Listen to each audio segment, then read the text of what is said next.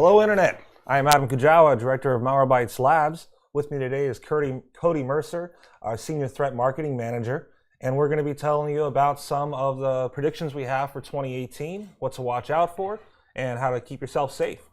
So, first of all, I want to apologize for the technical difficulties, but we're up and running now. So if you have any questions as we're talking, please fill in the chat on YouTube, and we'll be happy to answer them when we get to the Q&A section.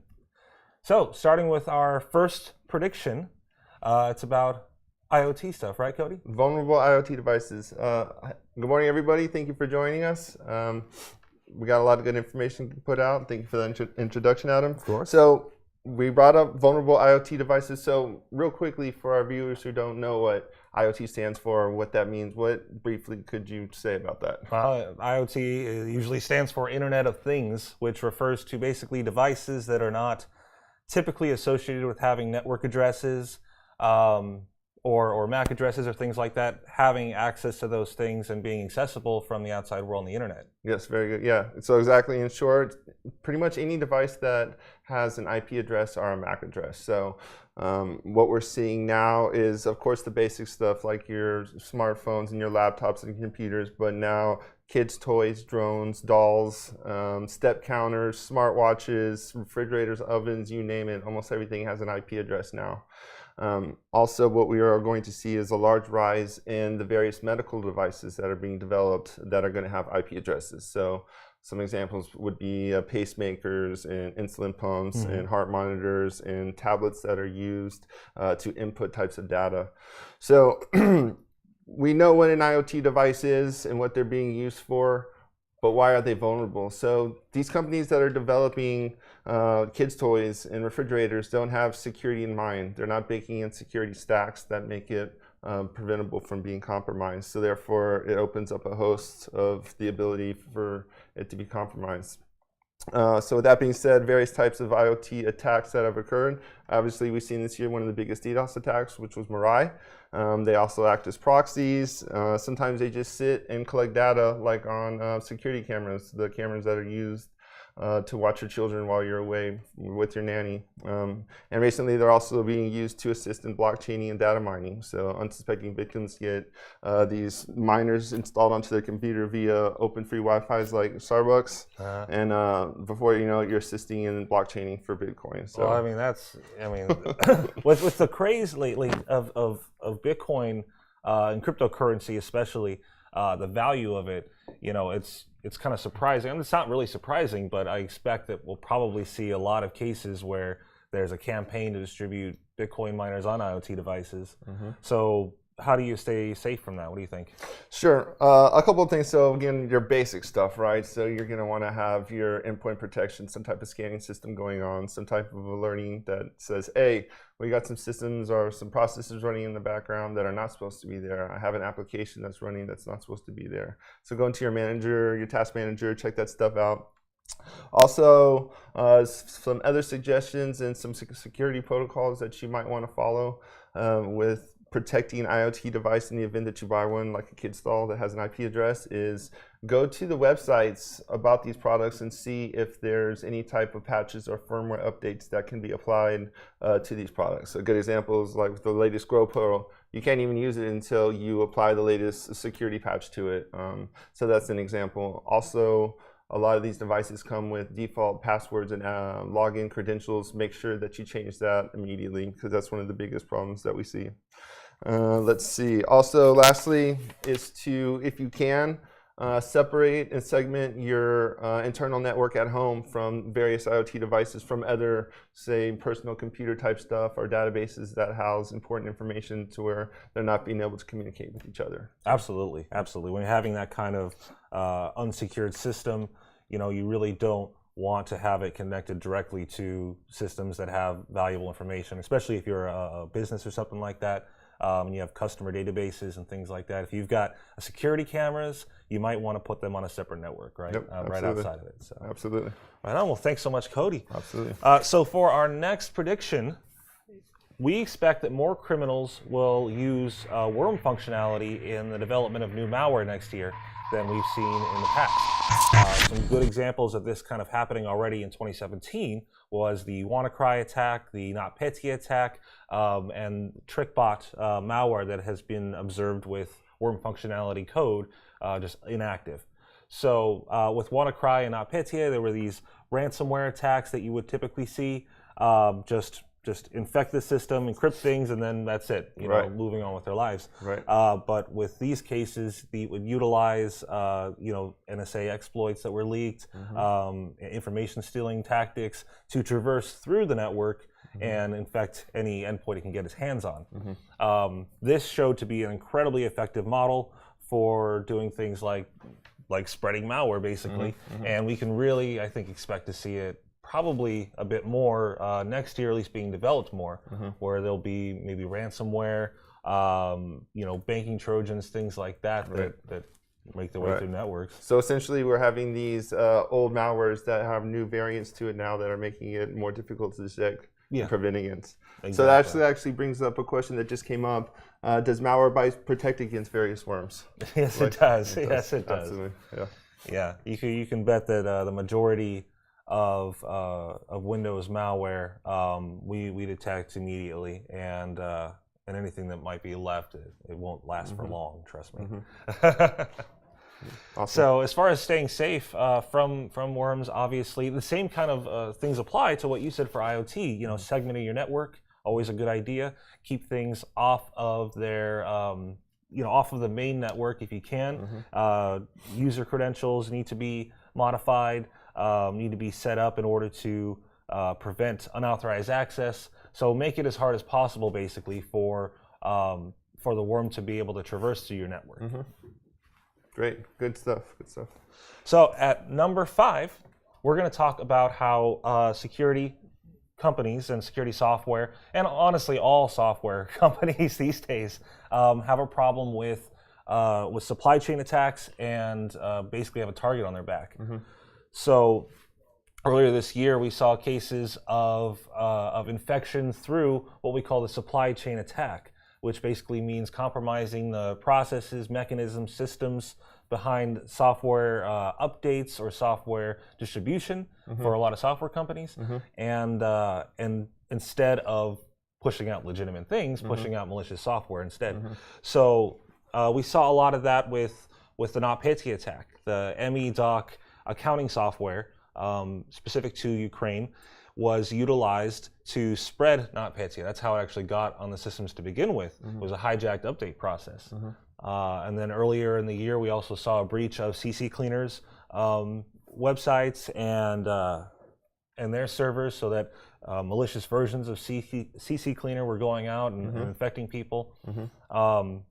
So what you're saying is there's still applications and software that are being installed and downloaded that provide a positive service, but at the same time, there's malicious activity going on in the background that people are unaware of. Well, yeah, that's a possible. I mean, we've seen some of that in the past before, where it could have like a modified version of the legitimate executable, the application, with some sort of malicious content hidden inside of it or behind it. In some cases, it's straight up. This says that it's supposed to be legitimate, but it's just straight up malware. You just infected yourself with malware. Sure. And another good point to bring up is that now there's various countries around the world that are requiring and making a mandate that various companies that are in the security realm, like antiviruses and whatnot, that backdoors are created within the source code in order to exfiltrate data and be able to collect data not only on its users, but also reverse engineering and being able to potentially install something malicious just so they can turn around and try to extract it and clean it, right? So we see a lot of that happen this year, and I think it's going to continue throughout 2018 as well. Yeah, I think so too. And it's really unfortunate because, one of the primary things we tell people when talking about, hey, this is how you stay safe from threats, is make sure you update, make sure you install legitimate things, go straight to the source, things like that. And for these cases, for staying safe from this kind of threat, I know it's probably confusing and difficult to completely say, who do I trust? How do I know anything that's being installed in my system is legitimate? And our recommendation really is to double check. If you see something anomalous going on in your system after installing an update or installing a new application, you should look into it. Go to the support forums of that company, see if anybody else has noticed the same thing. Exactly. This may be the case of a compromise or a hijacking. So just do your research, and I wouldn't, do your research and communicate as much as you can about this kind of stuff. That's find out as much as possible, right? Exactly. That's actually one of the questions here. It says, if I have an IoT device, how do I make sure it's secure? And the same thing with software. If I have some type of security software, how do I make sure it's secure? Again, go into and do your research. Google's a great thing. See what the forums are saying. See if that there is security capabilities applied to those products to where you can utilize them properly. Yeah. So number 4, I think, Cody, you got this one. Okay, so the cyber criminal underground. So when we say that, that's kind of a big word, but basically that's your darknet, that's your dark web, right? So not all stuff that happens on the dark web is necessarily illegal and malicious, but for the majority, that's where the illegal activity does occur. So one of the things that we're seeing is a large amount of recruiting going on by various terroristic type organizations trying to recruit new members into their party and organization. The communication between these entities is getting greater due to this anonymity that's being done behind the dark web. So greater communication among these various channels of criminal games. Also, the ability to obtain guns and drugs and personal information, social security numbers, credit cards, all that stuff is becoming more readily available and easy to acquire via these dark market, dark webs. So that's something to keep in mind. So also Bitcoin. We've seen Bitcoin a lot in the news, and now we have a lot of companies, so-called companies, popping up everywhere on the darknet that want to manage your Bitcoin, store it in their personally developed Bitcoin wallet. Yeah. Again, that goes back to your research. Before you start investing and giving money to these companies, do your research on them. Sometimes they're legit, but they still get compromised and hacked too. So you're going to see a lot of those. Just be very wary about if you do invest in Bitcoin, who you're doing it with. Yeah. We recently, I think, posted at least a few blog posts on the Malwarebytes Labs blog that talked about Bitcoin scams. They're increasing. More and more people are trying to screw people out of getting their Bitcoins and holding on to them. So yeah, definitely be concerned about that. My biggest concern about the underground, the darknet, things like that, is the readily available access to things like ransomware as a service or phishing as a service, where basically you don't have to have any kind of real technical ability, just be able to get to the place where you can give people money who will commit crimes for you, basically. Yep, that's a very good point. Yeah, a lot of those websites are popping up now to where it allows users to be able to participate in various things like ransomware attacks or DDoS attacks, to where they can use something like a kid's Sony PlayStation that has an IP address to assist in some type of DDoS attack. Kids don't know what that is being done maliciously. They may or may not know. All they know is they're getting paid in Bitcoin, and that's what's important to them, right? So those are going to be more prevalent, as you see in the darknet as well. So a few of the protective measures you can do about the underground dark web, as we mentioned, again, do your research if you're going to invest any Bitcoin there. Also, if you have the capability to apply parental controls to your assets like your laptops and computers, keep your children from being able to download various Tor browsers and stuff like that, prevent them from being able to go to certain websites, try to apply those parental controls. Also, if you decide to go and just explore and experiment in the dark web and just go to various sites just to check it out, be wary that a lot of times, a lot of the chat rooms and the forums that you're going to, they're often monitored by entities like Interpol and FBI and CIA and things like that. And they create these profiles in order to just pretty much see what's going on in these forums, what they're talking about. And so you can get flagged. Your information profile can get taken down by things like Interpol, and you can be tracked. Even though you're not doing anything illegally, you're still going to these sites, whether you did it intentionally or not. So keep that in mind. Yeah, and even some darknet markets are just sting operations for law enforcement. We're hoping they catch people, honestly. There's a lot of bad things on the darknet. Yeah, in the news, I think 2 months, I forgot the name of the exact market, but it was seized by, I think, the FBI or Interpol. and they let it continue in operation for like almost a month, just so they can again collect all the intel on the users and the profile people, and of course make more bust and generate more revenue. So exactly. That's happening a lot as well. And one thing to keep in mind, we talk, just kind of go back to the, putting parental locks down on a system and stuff like that. I mean, I was a computer nerd as a kid, and I could get around security no problem. My school security, my my home security, things like that. Right. So, I mean, in addition to doing things like that, if it makes you feel more comfortable, you should definitely talk to your kids about the darknet, about what lurks online, about potential predators, pedophiles and all kinds of nasty stuff. So, make sure they understand what's out there and how to protect themselves, even when you're not around. Yeah, great point. Great. User awareness and training and just basic understanding goes a long way in helping preventing certain things like that. Yeah. So, talking about learning, our next prediction is that educational institutions will become a prime target in 2018. So over the last few years, we've seen a few different cases where schools, high schools, colleges have been compromised in some way by malware, either ransomware attacks or theft or something like that. We expect to see more of that in 2018 because basically a school or educational institution is just a completely open with very little security, and very little monitoring, the kind of network like that. What are some of the, not to cut you off, but what are some of the reasons because of that? Why are they so vulnerable? Well, I mean, a lot of schools don't have the kind of resources to put into like a solid IT security team to secure all their endpoints as well as they probably would like to. In many cases, this is especially true for public schools and even private schools as well that can't kind of afford that kind of stuff.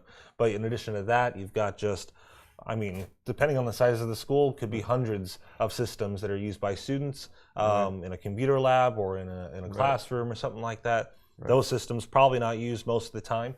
But still probably left on, just sitting there as an open port basically for cyber criminals to break into your network. Right. So as you see with a lot of companies that have been compromised, they have a lack of what's known as a threat and vulnerability management program, meaning they don't have the patches applied at a certain time when they come out. They just kind of patch here and there when they feel it's necessary. So a lot of, as Adam mentioned, within the educational system, a lot of these unpatched systems are highly vulnerable to some old attacks for patches that have been in circulation for months, if not years. That's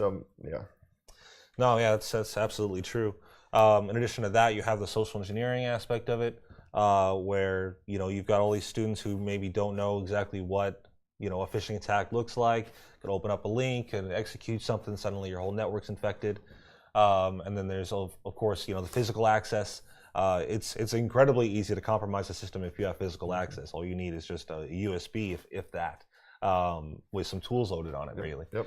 So as far as some additional security measures besides putting up like a vulnerability program, what would you recommend? So it goes back to segmenting your networks. So if you have various labs, try to keep them in a certain VLAN within your routers or switches from other corporate type processes like the actual school systems, databases where they house the students' information and personal information like that, have them segregated. Also, going back to those parental controls, being able to, through Active Directory, create group policies that prevent you from being able to download at certain executables or certain types of files with certain file extensions onto the network.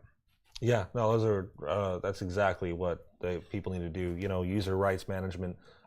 Just make sure nobody, students, faculty, doesn't matter, has complete administrative rights to a system that's owned by the school or that is at least attached to the school's network. Because that's just asking for trouble, really. And then, of course, you want to have some type of endpoint protection, virus scanning that's going on regularly, done in the background, that's on some type of schedule that will alert you if something looks malicious. Yeah, and if you can, keep those endpoints off. Save yourself the power bill and save yourself the headache if an unused system gets compromised. So, moving on to our second to last prediction. We're going to see an increase in PowerShell attacks next year. The reason for that being is that in 2017, we've seen PowerShell used all over the place. It's basically a more powerful scripting language that Windows utilizes.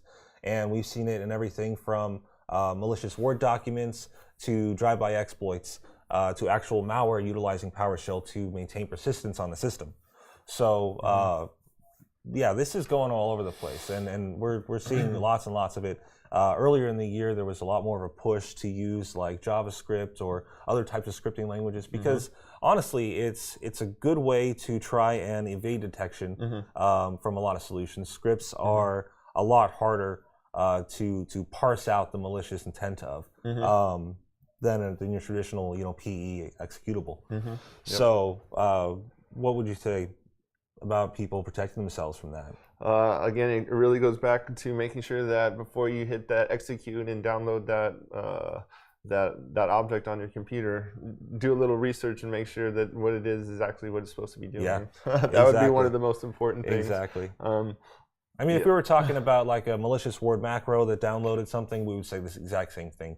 If you get an Office document or anything in an email that you're not expecting, be it an attachment, be it a link, be safe.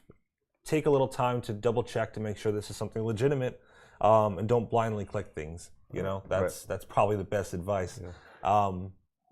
What will PowerShell, the utilization of PowerShell, really change things that much? Probably not. We're going to still see infection the same way we have, and it may be a little more difficult to defend, but for the most part, I'm not really too worried about it.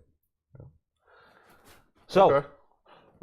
Question just came in that actually goes back to what we were just talking about. If I'm a former student, what do I need to do to make sure that my data is secure? So one thing that I would say is backup, backup, backup is what they say. Assume that your data is not secure, but make sure that you have multiple copies in multiple locations. So you can store it on the cloud, have it on-prem on a USB with you, and then of course store it multiple times in different parts of your computer possibly. Also, if possible, try to encrypt it with some type of PKI process that has some type of asymmetric PKI capabilities associated with it, and keep that primary key away from the key that's needed to decrypt it. So those are the two main things I would say. What else? Anything? Besides that, I mean, physical security. Don't leave your laptop somewhere that other people can get to it. Don't leave it in your car. We've heard plenty of cases where everyone from large businesses to government organizations have fallen victim to just having stuff basically left in cars and things like that, broken into and stolen. So physical security is always important. Make sure you know where your device is. That's what I would recommend. Okay. So we just got another question. What are we doing for Bitcoin security? What are we doing for Bitcoin security? Was that it? That was it. So preventing their wallets from being stolen, being hijacked, preventing installation from fake wallets and miners. So again, it goes back to the research, making sure that before you drop your Bitcoin in some type of Bitcoin wallet, make sure it's a legit wallet, and make sure that it's actually doing what it's supposed to do, and it's not going to just rob you blind overnight. Yeah, exactly. And I mean, our product also, we go after things like drive-by mining domains. We block those from our products. We also go after things like miners, actual desktop miners that will be installed through pups or through drive-by exploits or through malicious spam. Honestly, they're coming from all over the place, out of the woodwork, they say, lately. So that's the most we can do for Bitcoin protection besides, or any cryptocurrency protection, besides trying to advise people and educate more about the threats that are out there on our blog. Awesome. Good stuff. So speaking of Bitcoin, honestly, our number one prediction is that the crypto mining gold rush will be a top priority for cyber criminals in 2018. Now, this is something being said at the end of the year right now when we see this huge Bitcoin mining craze. The value of cryptocurrencies are shot through the roof, and we see things like drive-by mining making it easier for people to mine cryptocurrency. So it's very likely that we're going to be having, a lot of problems with this in the future, not just with drive-by mining, but as I mentioned before, we see miners coming through exploit kits and malicious spam just all over the place. It's a good source of possible income for cyber criminals, so they're going to invest heavily in it. Right. You know. So if someone came up to you and personally said, "Hey, I have $10,000. I'm thinking about investing in Bitcoin," what would be your answer? I say, don't ask me. Call your financial advisor. Yeah, honestly, Bitcoin. I mean, if you are like a seasoned investor in things, then by all means do whatever you want. But for the average person, I would really recommend, putting a very small investment, if anything at all, because right now it's too volatile. I mean, the price jumps up and down. You could easily lose a lot of money. Yeah, I agree. I think at this point in the stage, it is definitely volatile. But there is a high demand to have that type of cryptocurrency in the future, and I think it's as the years go by, it is going to stable out, and there's going to be some regulation, and it's going to be a widely form and accepted use of monetary value. So yeah, that's something to keep in mind.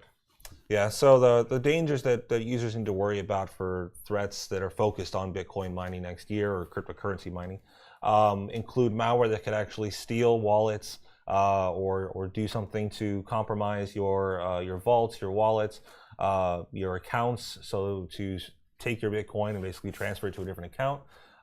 Miners obviously are a huge drain on system resources.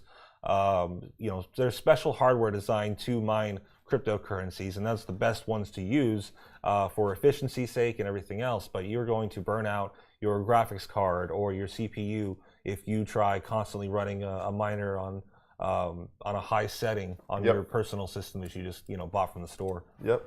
So a real quick question: do you think that the rise in Bitcoins is going to cause a rise in infections that target our coins? So yes, as we that's your number one prediction, right?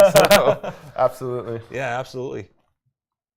Also, is it safe to use public Wi-Fi like coffee shops?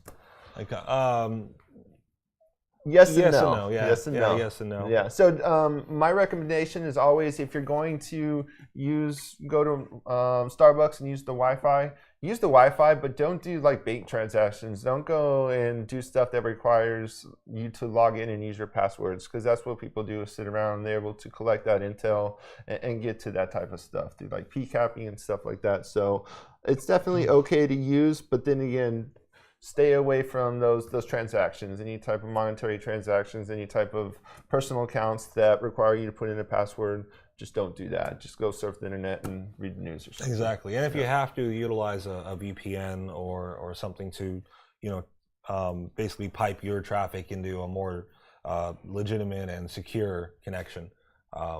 Airports are probably another great place that you should watch out for using any sort of, accessing any sort of secured information from. I've personally seen a bunch of instances of people sitting in an airport, laptop on their lap, huge antenna sticking out of the top of it, just basically acting as their own access point and making people believe that, hey, this is free internet, come join, and I can collect everything while you're doing that. And I can personally attest to that, being in the military, you being in the military too, both being in the cybersecurity realm.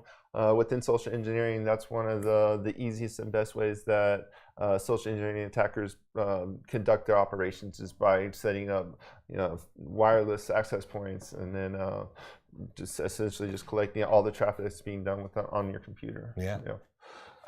So we were actually talking about this earlier before we started recording, but question is, should I be worried about North Korea hacking me? Lots of folks think APT is totally coming from them personally. If not, are there any specific countries that I should be concerned about? So unfortunately, there's no legitimate proof. We do read the headlines. We see what's in the papers. Apparently, Lazarus Group, which operates out of North Korea, is responsible for the WannaCry attack. Again, it's always going to be speculation.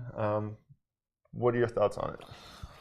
I think that unless you are some kind of political figure, the head of a news organization or a huge company or something like that, or you work in a high security government job, the chances of APT malware targeting you specifically are very, very small, if non-existent. And the only chance that you'll probably end up finding or interacting with state-sponsored malware is if it accidentally broke out and infected you, which is what happened with Stuxnet a few years ago. Okay. So yeah, I mean, you really shouldn't be too worried about it. But if you work in a position where all that other stuff applies, and people may want to get to you or your information, you should have some kind of security policy set up. Make sure you use anonymous communication tools. Make sure you use plenty of encryption on your systems, and then obviously, keep them safe as much as possible by using regular updates and things like that.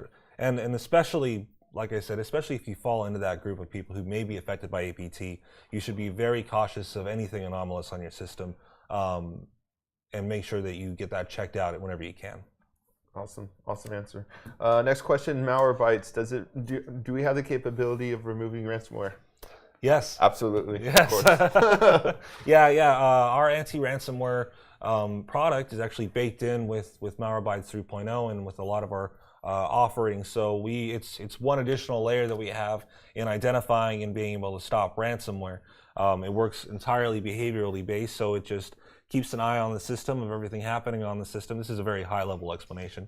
And if it identifies operations that are indicative of ransomware, it will start, compiling those operations together to make a big score that will say, yes, this is ransomware. No, this is not ransomware. If it finds the ransomware, then it says, okay, kill that, find where it came from, delete that, and clean up the system. And in addition to that, also our regular scanner and our web protection components can come in handy in detecting ransomware and blocking domains that they can connect to. So even if you do somehow get infected, maybe the encryption process won't stick. Yeah, awesome, great answer. Yeah, so in short, absolutely, because we are behavior and heuristical based, we can have 0 days of ransomwares that hit our computer, but if we recognize the various characteristics and the actions that are done through previous ransomwares, regardless if it's a 0 day or not, we're going to eliminate it because we know that it's indicative of past compromises that have happened with this various malware family. Yeah. Real quick follow-up to going back to the open Wi-Fi. Would being on a VPN help keep me secure? And the answer to that is yes. It's definitely going to help. It'll provide an added layer of security. But then again, I mean, please, if you can avoid it, just don't do it. It's better to be safe than sorry. So, yeah. Yeah. Here's a question. What is your opinion on the use of password managers? Is it a good idea to have a cache of every single one of your passwords in one location? That is honestly an opinion answer. That's very difficult. Some people are incredibly cautious and paranoid about password security, and they will go to great lengths to maintain either memorizing all their passwords somehow or putting them on some sort of offline vault. So I personally think that password managers are great. In many cases, most password manager companies will have the ability to encrypt all of your passwords to the point where they themselves could not decrypt and get in there. The only way to decrypt is using your mastered password, which you come up with and you memorize. So I think it's a good investment. I think it's a good idea. If the alternative is you have a ton of people that are just using very simple passwords because they only want what they can remember, then that's a less secure situation. Even if you do have all your passwords in one place, excuse me, in one place, you still, it's encrypted, it's secured. It's not like someone could just pluck it out of the internet and just say, oh, here's all your passwords. They'd have to crack it, they have to break it. It's a huge pain. So rather than that, just remembering one awesome password, and then being able to generate secure ones and basically use a password for a complex password for every single account you have, it makes sense. So and my answer to that would be yes and no. I like the password creators because it just generates this long sequence of characters that's going to be your password, and you can automatically associate it with whatever login or account that you're wanting to use it for. The problems that I ran into in the past when I've used them before is that, say I'm on my phone and I want to log into something that I use that password manager for, I don't know that 20-digit long password that I can just type into the phone, because I don't have the app.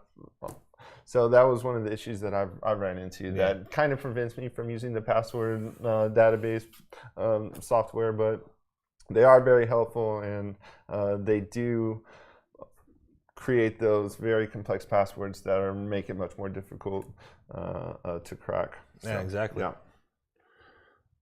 Just saw another one on here. Okay, so can we still see some fallout from the Equifax breach? There's been conflicting reports about whether or not the Equifax data was actually leaked anywhere. Very few people have been able to say they saw it, and we can just kind of expect that it's out there. It's on the Darknet. It's been merged with other databases of publicly identifiable information, and probably going to be utilized in some fashion to steal all of our identities. Yeah. So what are your thoughts on when the Equifax breach occurred?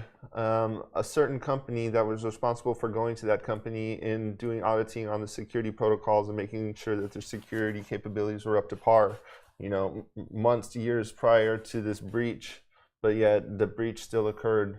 What are your thoughts on that as far as having outside security companies coming in? Is there value for it, or do you think it was a slip up, or do you think they knew about it already and just didn't say anything about it? Or I mean, having an outside security company come in and do like a pen test or try to breach your network and figure out your weaknesses and vulnerabilities is a fantastic idea, in my opinion. They're completely unbiased, and they're just there to do a job, and they'll tell you what they find, and it's up to you to actually deploy those fixes.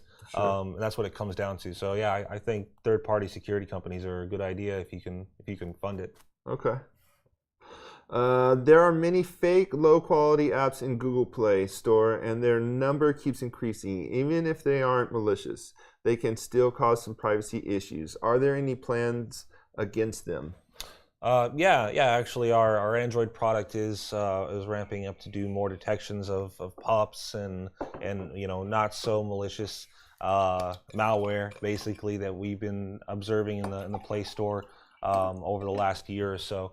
So yeah, we're making a bigger effort to stop those things and help people out. Yeah, Google Play does put a lot of effort into making sure that the apps that they're distributing through Google Play are in fact legitimate.